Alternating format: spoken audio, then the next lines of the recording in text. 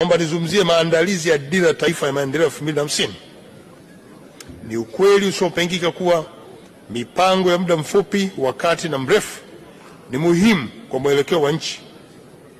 Kwa msingi huu, serikali iliendelea kufanya maandalizi ya Dira ya Taifa Maendeleo kufikia mwaka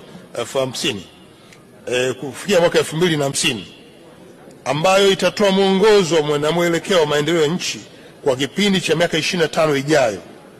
Mchakato wa maandalizi ulihusisha kukusanya maoni ya wadau mbalimbali pamoja na wananchi na hatimaye kukamilisha rasimu ya Dira 2050 iliyozinduliwa rasmi na Mheshimiwa Dr. Hussein Ali Hassan Mwinyi, Rais wa Zanzibar na Mwenyekiti wa Baraza la Mapinduzi.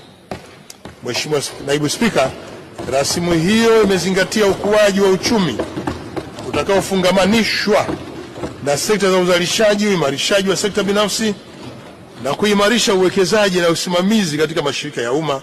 Sambamba na dira hiyo, serikali imeanza maandalizi ya mpango wa maendeleo ya taifa wa mwaka 2026-2027 ambao utakuwa mpango wa kwanza katika utekelezaji wa dira 2050 na mpango wa miaka mitano wa mwaka 2026-2027 hadi mwaka 2030-2031.